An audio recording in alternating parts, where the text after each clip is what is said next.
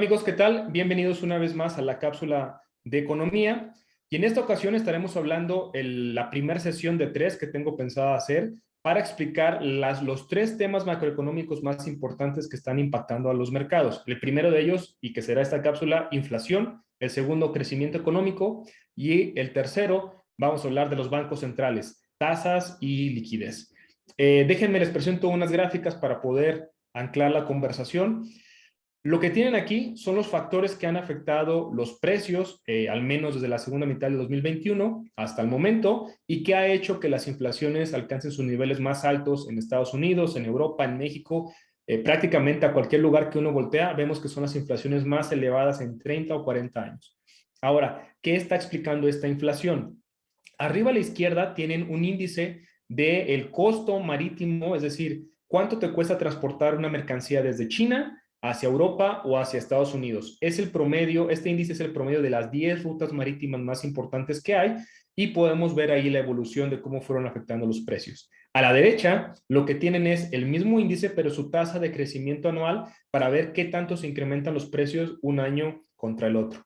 Entonces, arriba a la izquierda vamos a platicar un poco. Los precios de las rutas marítimas habían estado bastante estables entre el 2013 y el 2020, cuando llega la pandemia, y esto provoca que se cierren las economías. Si recuerdan, los flujos de mercancías se interrumpen y entonces estos costos comienzan a incrementarse rápidamente. Es más difícil traer un producto desde China en estos momentos que era hace un par de 3 o 4 años.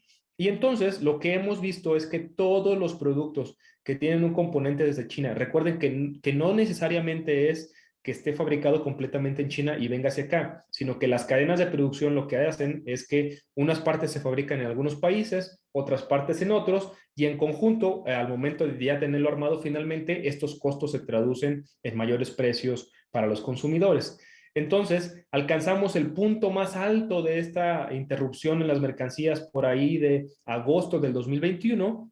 Y si uno ve la gráfica que está a la derecha, eso implicó que si comparáramos los precios de transportes de agosto 21 contra agosto 20, era una inflación cerca del 500%, ¿no? Entonces, de ahí viene mucha de la presión que hemos estado viendo en las cosas que compramos nosotros en los supermercados. Ha comenzado a bajar poco a poco estos costos. Recientemente tuvo un incremento. Si recuerdan, China estuvo cerrada cerca de tres meses por el tema de Omicron, pero ya ha comenzado a reabrir. Abajo a la izquierda es el otro tema, las materias primas.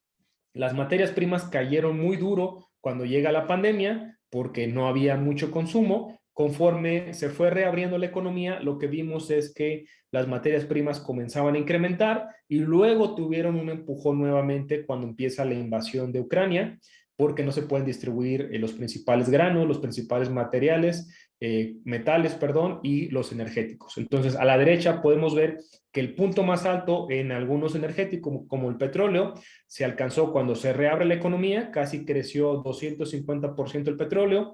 Recientemente el gas natural con todo el tema de la guerra en Rusia, que no está enviando el gas hacia Europa.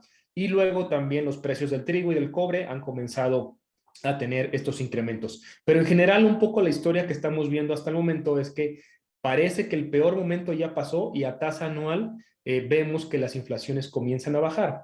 Por lo tanto, pensamos que hacia adelante comenzaremos a ver que el punto más alto de la inflación se toca en Estados Unidos, en México, en otras regiones, pero no esperaremos una reducción drástica hacia las metas de los bancos centrales, sino que será una reducción muy lenta. Pensamos que la inflación terminará en 7.2 aquí en México, en 7% en Estados Unidos, y entonces esto le dará poco terreno a los bancos centrales para que puedan actuar.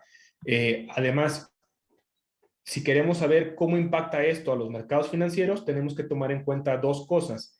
Por el lado de los consumidores, cuando los precios de los productos se incrementan, pues lo que hacen los hogares es que comienzan a reajustar su gasto. Tal vez ya no tengo 2 suscripciones o 3 en Netflix, en Disney Plus o en otro servicio de paga, solamente me quedo con una.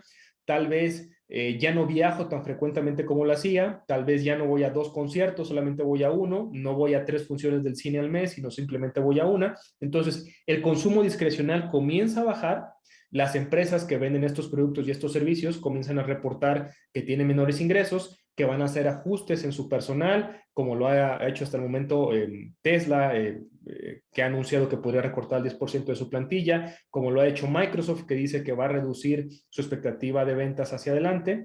Y entonces esto es parte del ciclo, ¿no? Por el otro lado, si vemos a las empresas desde el punto de vista del costo de producción, al incrementárseles mucho los costos y no poder traspasar completamente estos precios a los consumidores, pues lo que tienen que hacer es que sus utilidades comienzan a reducir y entonces comienzan a producir menos bienes, que tienen unas implicaciones importantes para el crecimiento hacia adelante. Eso lo abordaremos en la siguiente cápsula. Entonces, hasta el momento lo que hemos visto es que mayor inflación implica menos consumo discrecional, más consumo básico.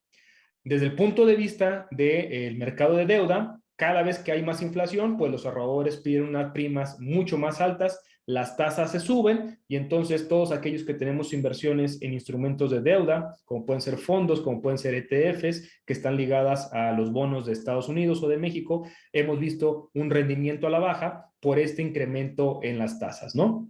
Entonces, este es el impacto que tiene la inflación sobre los mercados financieros. Lo que esperaríamos es que hacia adelante, si la inflación comienza a ceder un poco, estaríamos viendo una mayor estabilidad en el mercado de deuda y que la estabilidad se mantenga un poco volátil en el mercado de capitales debido a temas de crecimiento que abordaremos en la siguiente cápsula.